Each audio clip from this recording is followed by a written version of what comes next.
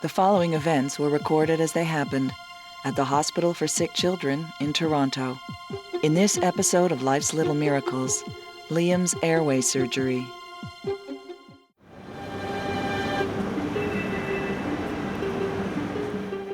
Three-month-old Liam cannot be fed orally. Food becomes lodged in his lungs, resulting in pneumonia. So I'm just going to get you to bring Liam over here. Oh, good. His condition is caused by a fistula, or abnormal connection between his esophagus and trachea. He was back to his birth weight about 3 weeks ago. Today, Liam will undergo surgery to remove the fistula. Alrighty, so what's going to happen? Doctors hope the repair will allow Liam to eat safely and avoid the recurrence of life-threatening pneumonia. He became very lethargic. So at that time they said it was a pneumonia. He had aspirated? Yeah, they took a chest x-ray at the emerge. Okay, and is that when they decided that you were to tube feed him only? Once they found the TF, then they started tube feeding him. So Mom, has Liam had chest x-rays before? Okay, so you've seen our little device that we use for the chest x-ray. We'll put him in so his back is towards me, and then we'll hold his hands straight up in the air, okay? Yeah. We may need you to hold his little legs from the side so he doesn't curl up. Keeping on to his feet there, Mom. I know. We're so close. We're okay. I know. There. Liam.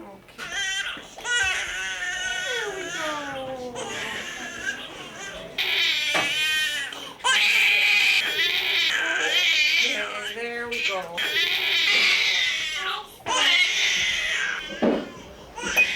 All right, all done. There we go. And here's Mom. Some of you can get him dressed and you can close it later in about 5 minutes.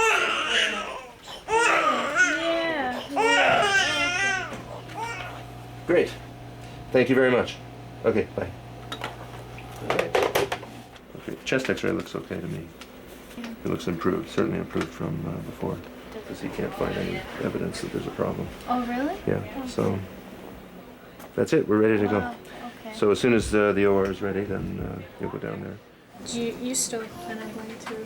Yep, we'll go through the neck on the right side. Okay. And usually you can go right down between the trachea and the esophagus, find the fistula, and close it up. We divide it and then we sew up each side. Okay. And then I take a little piece of the muscle from the neck and bring it down to put between the two suture lines, and that helps prevent it from reforming. Now the nerve to his voice box, how close are you to that? We're close to it because it runs also between the trachea and the esophagus. Right. So we keep an eye out for it. We're quite careful to make sure we don't injure it. But that's one of the risks of the operation. So what happens if you were to just nick it or something? He doesn't lose his voice. Right. Just kind of what happens? Is where you actually the nerve gets cut. If the nerve gets cut in half, then basically it's a permanent injury to the voice box. So that one of the two vocal cords would paralyze him to be able to move. When does he start eating, or like how does they're going to be feeding him? We'll leave a tube just like this that goes through into his stomach, and we'll feed him through that for about a week. Same as he's doing now. Okay. And that'll give everything time to heal up. Mm-hmm. And then what I do is have him swallow some dye, and we'll watch it on the x-ray and make sure that there's no leakage from where the sutures are. Okay. And if that looks fine, then we'll take the tube out and just let him eat. Okay. And then the only other thing that we always mention is the risk of the fistula coming back again. And the reason that would happen is if there was a leak from the suture line in the esophagus, then it forms a little abscess outside the esophagus, which can then burrow back into the trachea. It is one of those rare things that can happen that you need to be aware of. So I'll see you in a little while.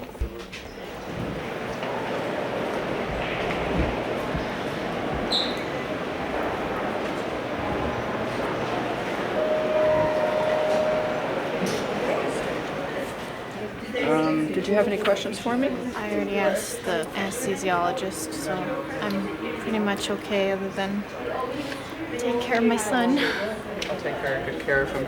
Let me just call the room and see if they're ready for you. Excuse me.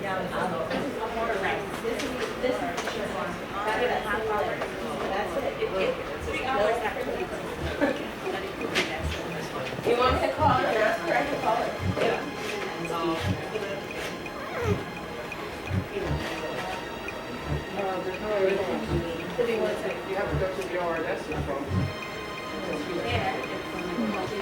Oh, sweetie.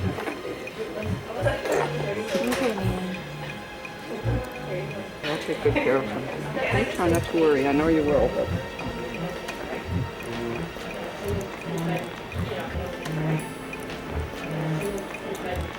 Okay, sweetie.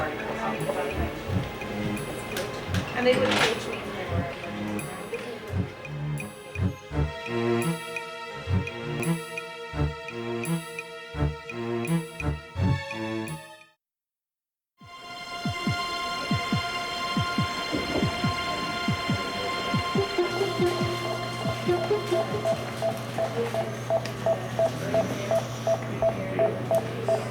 So that's the esophagus, that's the trachea. And we're going to come down between the two until we get to the fistula. Then we're going to divide it like that. Put some stitches in here. Put some stitches in here. Take some muscle from here and lay it down between the two. And that's the operation. Starting.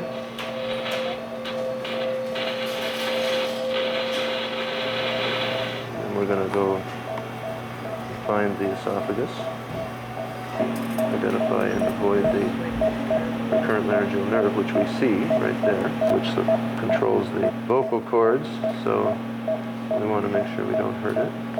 Bovie?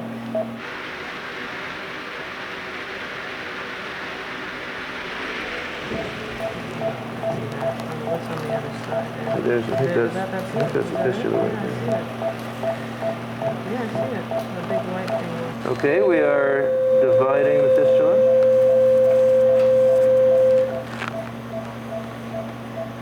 Can we have a little saline, please? And I'd like you to just give a couple of puffs. Give a couple of puffs of air, and we'll just make sure that there's no leak from this trachea. Yeah, that's good. There's no leak. There's no bubbles. Looks good. Okay. Very nice. Okay, and then put the stir strips this way. Okay, this is subcuticular. This is subcuticular and then some stir strips. Okay, thank you very much, sir. Thank you. That's good. Everything's fine. We're all done. It went very smoothly, no problems. You know, the thing that connects the two, the esophagus and the trachea, we just cut it in half and then sewed up the little hole in the trachea and sewed up the little hole in the esophagus. And took a little piece of muscle from the inside of the neck and put it between the two. Just in case there is a small leak from one or the other, it should keep them apart and prevent it from recurring. If there's any weakness of his vocal cord, it'll just be because of some stretching. But I don't really expect that to be a problem either. So what happens now? Will he be in the critical care unit? They're waking him up. They haven't got the breathing tube out yet, but their intention is to take it out. Okay. And if it comes out, then he'll go to recovery room, usually spend 3 or 4 hours there. And then he'll go to the ICU overnight. So in a couple of days, he'll probably go home. Wow. So then it's just a matter of just going on with regular life then? Yep. He just starts eating? Yep. Wow. Okay. Yep. Thank you. Okay, you're welcome. See you later. Bye. Hi, Mom. He's wonderful. It went amazing. He's really good. They just finished the surgery now, and we haven't seen him yet, but we're just waiting to see him. I don't know. He stays in the critical care unit for a couple of days, I think. Okay, bye. Sure you leave now? She's relieved. I'm so shaky I can't even think. My mind's like in heaven. Oh my gosh.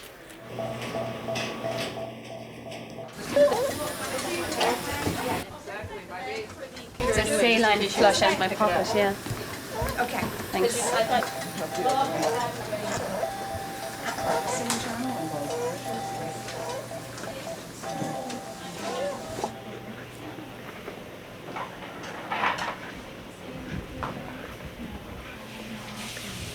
The tube's new to you then?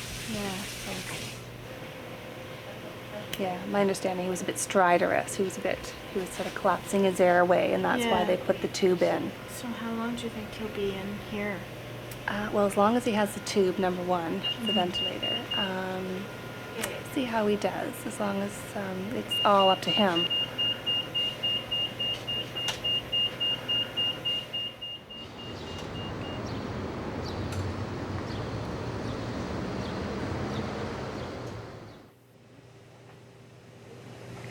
So So what happens now then? So what happens now is certainly there's no other reason for the airway obstruction, right? Because we know both cords move, vocal cords, and we know there's nothing below the vocal cords like these vascular rings that can cause difficulty with getting the breathing tube out. But when they're happy that he's, again, breathing around the tube, suggesting that the airway is now getting looser if the tube is not snug against it. And then we'll give him some steroids to boot. And we like to make this a final go, because every time you put it back in, you cause swelling again. Yeah. It's gonna be like this for a while.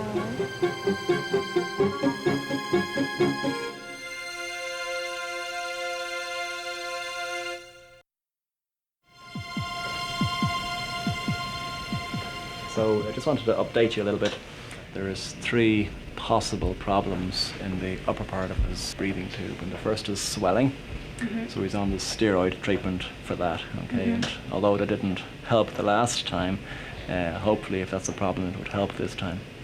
The second is the vocal cords themselves, and there's some evidence that they were weak. And then the third thing is floppiness of the trachea, or the windpipe in the trachea, exactly. And ironically, when you have that problem, whenever you get into breathing difficulty, the harder the baby tries to breathe, the more the trachea closes in, so it sort of gets like a vicious circle. We all think that we'd wean the breathing machine slowly over the weekend, okay, and then just take the breathing tube out on Monday, okay? Have you guys discussed what would happen if he did fail? Like, what would the next step be for him? Yeah, for sure. The next step, if he failed, would be to put the breathing tube back in, and we would leave it in and basically sit tight for several days, check out these diaphragms, and perhaps go to the operating room with Dr. Forte's team and look down under anesthesia and see if there's anything else there that has been missed. I never thought I'd want to hear him cry so much in all my life. You know, like, you don't realize how much.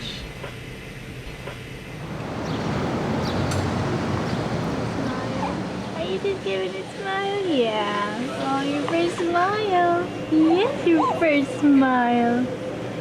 Yeah. Yeah. Hey? I can't, this is actually really good. He's the first time he's been smiling since the extubation. Are you 100% sure they're trying a different way? Yeah. I know.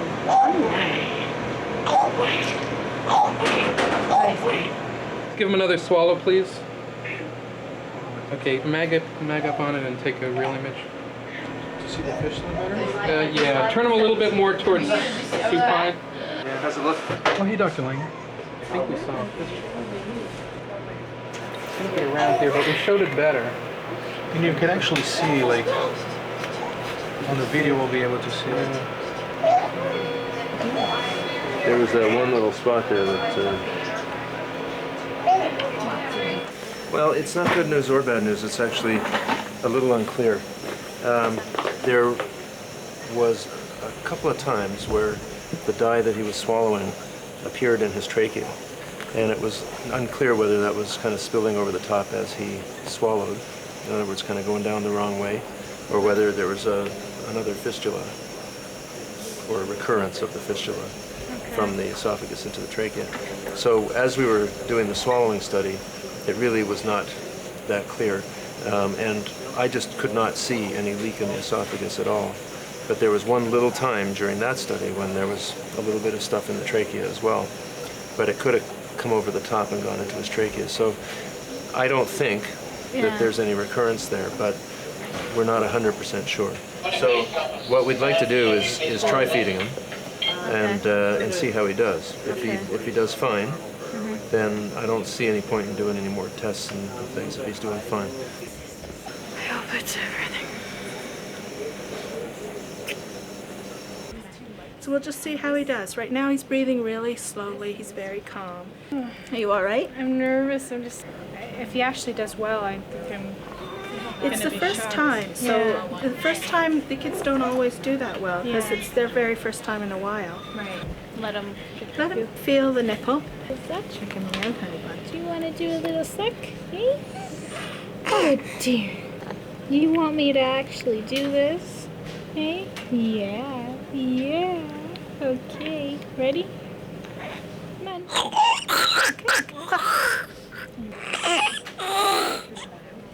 Gag that up. Let me try him without, and then you guys can try the great water. Are you gonna be alright with me?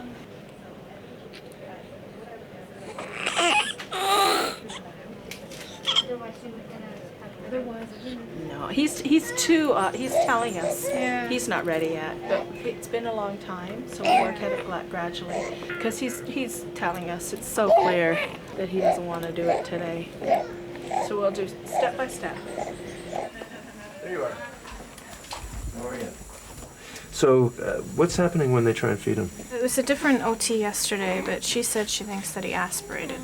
Yesterday, he didn't choke at all. He just kind of swallowed it, and then all of a sudden he sounded very congested. Let's take a worst case scenario that we do think that there's, let's say we do think that there's a recurrent fistula. Okay. The two choices of dealing with that are to do another operation and fix it again. Because frankly, I don't really want to do another operation in there unless we absolutely have to. Because I think it's just safer for him not to have another anesthetic unless we absolutely need to. Sometimes kids who have problems with their swallowing have more trouble with really thin stuff, and they can do okay with thicker stuff. So in that situation, what we'll often do is just thicken up their feeds. And that may be a way of getting around it.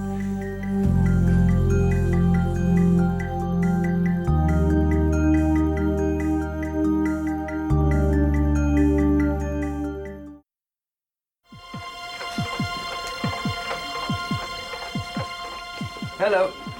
How are you? Good. Well, the study done at the end of the week was normal. Okay, Dr. Danneman did it, and he could not find any evidence of a fistula. So, I think we have to assume that there is no recurrent fistula. The next study that we want to do is a feeding or swallowing study, where they will give him some barium to drink, and they'll watch the process of the swallowing as he's swallowing. And based on the results of that, then we may be able to come up with a strategy to feed him more effectively. So I was thinking I would start with thick liquid for the study, so that I don't want it to be a negative experience right away, and then he might not continue for us.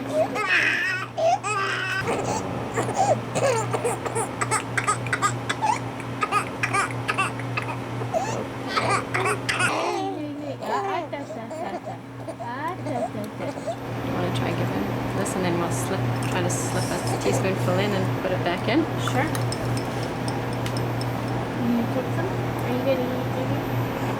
Are you gonna take your soup? You want some of this? You want some of this? Yum, yum, yum.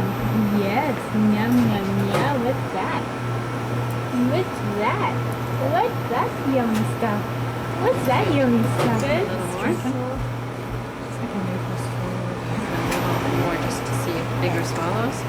Just do small little swallows. Yum. Yum. Yeah. I don't see any aspiration. Yeah.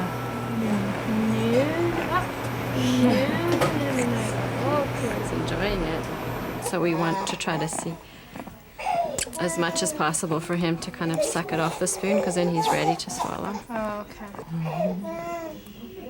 Wow, you're good. You're doing so good. Yeah. You are. You're messy, messy one. He's too cute.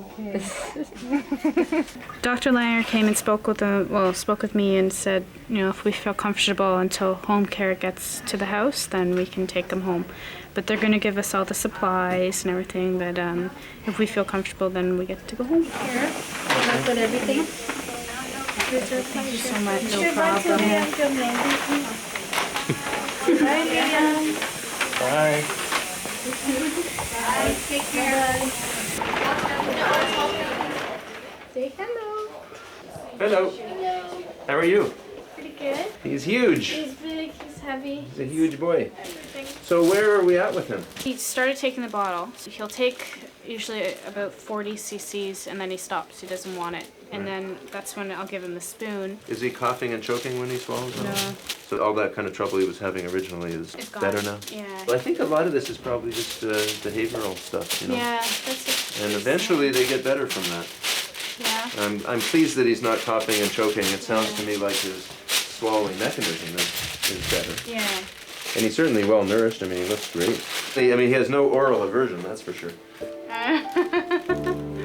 Okay, thank you. Take care. Bye, Dr. Meyer. Yeah.